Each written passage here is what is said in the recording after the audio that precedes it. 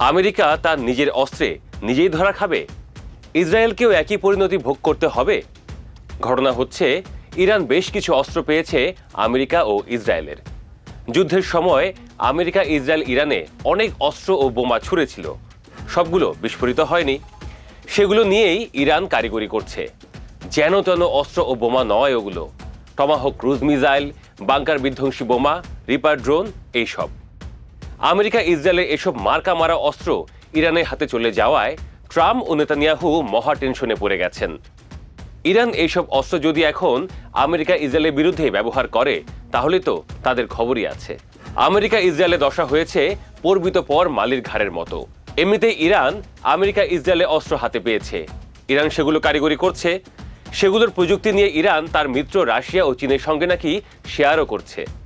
বিশ্লেষকদের আশঙ্কা, যদি এই উচ্চ প্রযুক্তির গোপন সূত্রগুলো ফাঁস হয়ে যায়, তবে গোটা বিশ্বে সামরিক ভারসাম্যে বড় ধরনের পরিবর্তন আসতে পারে।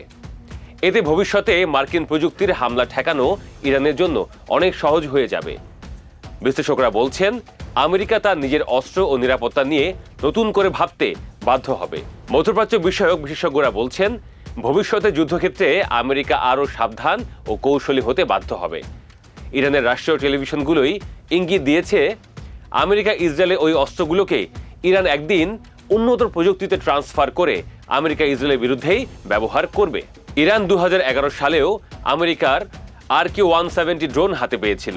সেটা অক্ষত অবস্থায় ছিল। ইরান পরে ওটা নিয়ন্ত্রণ নিয়ে নেয়। ইরান তখন প্রমাণ করেছিল যে তারা বিদেশি প্রযুক্তি আত্মস্থ করতে সক্ষম।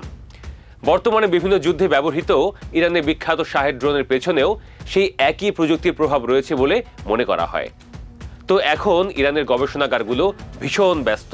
বুঝতে হবে, আমেরিকা ইসরায়েলের অব্যবহৃত অস্ত্র তারা হাতে পেয়েছে। দিন রাত ওগুলোকে উল্টো প্রকৌশল বা রিভার্স ইঞ্জিনিয়ারিং করছে ইরান। এর মাধ্যমে তারা আমেরিকা ইসরায়েলের অস্ত্রের নকশা, প্রযুক্তি সহ ইত্যাদি বিশ্লেষণ করবে। এরপর ওগুলো দিয়ে ইরান নিজেই কিছু একটা বানাবে।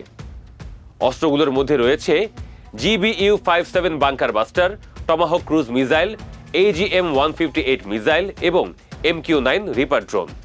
গণমাধ্যমগুলো বলছে, সম্প্রতি ইরানের হরমুজগান প্রদেশ থেকে দেশটির বিপ্লবী বাহিনী অন্তত 15টি ভারী মিসাইল ও উচ্চ প্রযুক্তির গোলাবারুদ উদ্ধার করেছে। বিশ্লেষকদের মতে এই ঘটনা আন্তর্জাতিক অঙ্গনকে নাড়া দিয়েছে। এদিকে আমেরিকার গোয়েন্দারা আবারও চমকে দেওয়ার মতো তথ্য দিয়েছেন। চলতি মাসের শুরুর দিকে মার্কিন গোয়েন্দারা গোপন গবেষণার মাধ্যমে জানায়, ইরান এরই মধ্যে তাদের বেশিরভাগ মিসাইল ঘাঁটি, লঞ্চার ও ভূগর্ভস্থ স্থাপনা নিয়ন্ত্রণ ফিরে পেয়েছে। এদিকে সিনিয়র মার্কিন অফিসাররা উদ্বেগ জানিয়েছেন। তাদের উদ্বেগের কারণ হচ্ছে হরমুজ প্রণালীর পরিস্থিতি। এই প্রণালী বরাবর থাকা ইরানের 33টি মিসাইল ঘাঁটির মধ্যে 30টি আবার সচল হয়েছে। এর ফলে চিকন ওই নৌপথে চলাচলকারী মার্কিন যুদ্ধ জাহাজ ও তেলবাহী জাহাজগুলো বড় ধরনের হুমকির মুখে পড়তে পারে। ক্ষতির মাত্রার উপর ভিত্তি করে ইরানিরা চাইলে ঘাঁটির ভেতরে থাকা মোবাইল লঞ্চারগুলো দিয়ে মিসাইলগুলো অন্য কোথাও সরিয়ে নিতে পারে। আবার কিছু ক্ষেত্রে তারা ওই স্থাপনাগুলো লঞ্চ প্যাড থেকেই সরাসরি মিসাইল ছুড়তে পারে। গণমাধ্যমগুলো বলছে, ইরান এখনও সারা দেশে তাদের প্রায় 70% মোবাইল লঞ্চার সচল রেখেছে। পাশাপাশি যুদ্ধের আগের মিসাইল মজুদের প্রায় 70%ই তারা ধরে রাখতে পেরেছে। এর মধ্যে রয়েছে ব্যালিস্টিক মিসাইল, যা দিয়ে প্রতিবেশী দেশগুলোতে হামলা করা সম্ভব। একই সঙ্গে স্বল্প দূরত্বের লক্ষ্যবস্তুতে আঘাত হানতে সক্ষম ক্রুজ মিসাইল। স্যাটেলাইট ছবি এবং অন্যান্য নজরদারির প্রযুক্তির ভিত্তিতে সামরিক গোয়েন্দা সংস্থাগুলো জানিয়েছে, সারা দেশে থাকা ইরানের ভূগর্ভস্থ মিসাইল গুদাম ও লঞ্চপ্যাডগুলোর প্রায় 90%-এর নিয়ন্ত্রণই ইরান আবার ফিরে পেয়েছে। এখন এগুলোর কোনোটা আংশিক, কোনোটা পুরোপুরি কার্যকর বলে মনে করা হচ্ছে। ইরান থেকে আমেরিকা অনেক দূরে, কাজেই আপাতত এটা বলা যায়, মধ্যপ্রাচ্যে আমেরিকার যেসব স্থাপনা রয়েছে সেগুলো নিকট ভবিষ্যতে হামলার মুখে পড়তে পারে ইরানের মাধ্যমে।